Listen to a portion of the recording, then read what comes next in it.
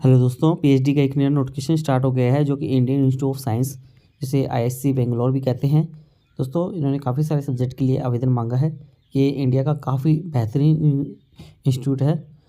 दोस्तों, इन्होंने यहाँ पर बताया है कि पूरा यहाँ पर इन्होंने लिंक्स भी दी है, तो एक एक करके हम आपको सभी डिटेल्स दिखा देते हैं। यहाँ पर सबसे पहले ऑनलाइन एप्लीकेशन फॉर्म की लिंक दी है, उसके बाद इंपॉर्टेंट डेडलाइन, फी स्ट्रक्चर, सभी डिटेल दी है। तो हम आपको एक एक करके डिटेल दिखा देते हैं।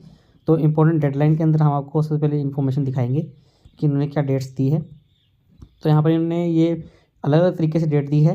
तो ये पीजी प्रोग्राम के लिए बताया है, पीजी प्रोग्राम रिसर्च के लिए ये सब की अलग अलग डेट यहाँ पर दी गई है। तो आप देख सकते हैं काफ़ी सारी डेट है यहाँ पर। पीएचडी स्पॉन्सर्ड के लिए ये आप अपनी ओर से ही देखना होगा। जैसे कि इंटीग्रेटेड पीजी प्रोग्राम के लिए 19 से 21 मई सभी के लिए अलग अलग बताई है।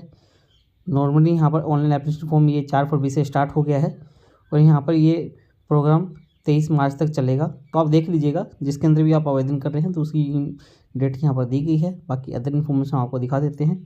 फी स्ट्रक्चर की बात करें तो फी स्ट्रक्चर यहाँ पर इन्होंने बताया है। तो यहाँ पर आपको ये एप्लीकेशन फॉर्म जब आप भरेंगे, ये पीएचडी प्रोग्राम के लिए जनरल, ओबीसी, ईडब्ल्यूएस के लिए 800 फीस है। एससी, एसटी, पीडब्ल्यूडी के लिए 400 फीस बताई गई है। ईआरबी कंटेंट ऑल कैटेगरी के अंदर 2000 फीस है। स्पॉन्सर्ड कंटेंट जो पीएसयू वगैरह से है वो 800 रुपये फीस है। एमटेक के लिए ऑनलाइन 2000 रुपये फीस बताई गई है। वैसे पीएचडी के लिए हमने आपको बता दी है। बाकी अदर इन्फॉर्मेशन आपको यहाँ पर देखने को मिल जाएगी। बैक करेंगे वापस तो पीएचडी साइंस के अंदर यहाँ पर बताया है। यहाँ पर नीचे सब्जेक्ट दिए गए हैं जिसके अंदर कि ये आवेदन मांगे गए हैं। एस्ट्रोनॉमी एंड एस्ट्रोफिजिक्स, जैसे आप इस पर क्लिक करेंगे तो आपको इसके बारे में पूरी इन्फॉर्मेशन देखने को मिल जाएगी कि क्या एलिजिबिलिटी है, रिसर्च एरिया क्या दिया गया है। तो सबसे पहले हम आपको सब्जेक्ट बता देते हैं।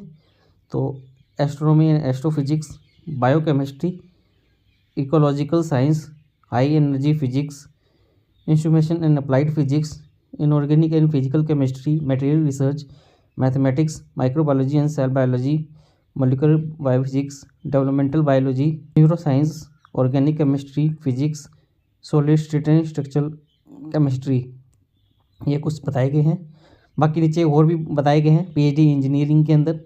तो उनके अंदर की aerospace engineering, atmospheric and oceanic science, chemical engineering, civil engineering, computational and data sciences, computer science and automation, earth science, electrical communication engineering, electrical engineering, electronic system engineering, management studies, material engineering, mechanical engineering, nano science and engineering, design and manufacturing, sustainable technology.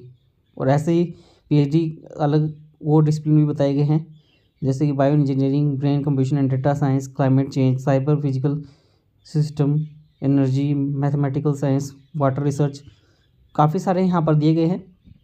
और नीचे यहाँ पर eligibility बताई गई है normal. तो यहाँ पर आप देख सकते हैं, यहाँ पर इन्होंने बताया कि बैचलर डिग्री हो इंजीनियरिंग टेक्नोलॉजी 4 ईयर की साइंस के साथ में क्या चाहिए, वैलिड गेट का स्कोर चाहिए या नेट जेआरएफ चाहिए आपको, मैंडेटरी है ये इसके साथ में। और जो मास्टर डिग्री साइंस के अंदर है या कंप्यूटर एक या ये देख सकते हैं कि मास्टर डिग्री लिखी हुई है किस किस के अंदर, commerce management, operation research, open computer science वगैरह एप्लीकेशन के अंदर, इनके अंदर भी वैलिड गेट स्कोर और जेआरएफ का सर्टिफिकेट चाहिए। ऐसे ही मास्टर डिग्री सभी अलग अलग सब्जेक्ट के लिए बताई गई है। तो आप देख सकते हैं सभी के लिए गेट और नेट जेआरएफ वैलिड ही बताया है यहाँ पर, देख सकते हैं आप। यदि 1 ईयर की आपके पास में मास्टर इंजीनियरिंग के अंदर की गई है तो आपके पास में मास्टर ऑफ इंजीनियरिंग प्रोग्राम का ये गेट के थ्रू एडमिटेड होने का और सर्टिफिकेट हो। और ये नीचे और भी बताया गया है कि गेट, जीपेट, नेट, जेआरएफ वगैरह ये है, ये वैलिड होना चाहिए 1 अगस्त 2025 तक। तो ये वैलिड ही बताया गया है कि आपकी सर्टिफिकेट के साथ में जो आपकी डिग्री है उसके साथ में ये वैलिड नेट, जेआरएफ का सर्टिफिकेट और गेट का सर्टिफिकेट होना चाहिए कोई भी एक। और सिलेक्शन प्रोसीजर भी यहाँ पर बताया गया है। तो ये भी आप अच्छे से रीड आउट कर सकते हैं कि मेरिट बेस पर होता है 10, 12th यूजी पीजी का। और यदि आपके पास में सीएफटी से ग्रेजुएट की हुई है 4 ईयर्स के अंदर सेंटर फंडेड इंस्टीट्यूट से, जो सीजीपी वगैरह होती है। अदर इन्फॉर्मेशन भी यहाँ पर दी गई है। वैलिड सर्टिफिकेट की वैलिडिटी कब तक है, तो देख सकते हैं गेट की वैलिडिटी 23, 24, 25 वाला गेट वैलिड है। यूजीसी नेट जेआरएफ का सर्टिफिकेट 1 अगस्त तक वैलिड होना चाहिए। काफ़ी अदर इन्फॉर्मेशन और भी दी गई है, तो आप अच्छे से रीड आउट कर लीजिएगा। बाकी अब हम आपको कुछ अदर इन्फॉर्मेशन भी दिखा देते हैं। जैसे कि दोस्तों आप किसी भी सब्जेक्ट के अंदर आवेदन कर रहे हैं जैसे कि दोस्तों यहाँ पर इन्होंने फिजिक्स के अंदर आप आवेदन कर रहे हैं तो फिजिक्स के अंदर भी यहाँ पर एलिजिबिलिटी आपको देखने को मिल जाएगी। बेसिक एलिजिबिलिटी क्या दी गई है तो यहाँ से भी आप देख लीजिएगा, और एरिया ऑफ रिसर्च क्या क्या है तो वो भी यहाँ पर बताया गया है। इस प्रकार से आप सभी के अंदर आवेदन कर सकते हैं। अपनी एलिजिबिलिटी देख के ही आवेदन कीजिएगा दोस्तों। अब सभी टाइप की एलिजिबिलिटी आपको देखने को मिल जाएगी, आप देख पाएंगे यहाँ पर। ये देखिए तो जैसे मैनेजमेंट के अंदर क्लिक करते हैं तो मैनेजमेंट के अंदर आपके इसमें बी टेक की डिग्री हो किसी, और या मास्टर डिग्री हो आपके इसमें पॉलिसी स्टडी, इकोनॉमिक्स, कॉमर्स के अंदर, मैथमेटिक्स के अंदर, statistics, psychology, operation research, computer science के अंदर, या MB हो, MSc की डिग्री हो और रिसर्च यहाँ पर डिग्री बताई गई है। बाकी नीचे बताई ही गई है ओवरऑल क्या एलिजिबिलिटी आपको चाहिए, तो इस प्रकार से देख लीजिएगा। अप्लाई करने की लिंक भी आपको मिल जाएगी।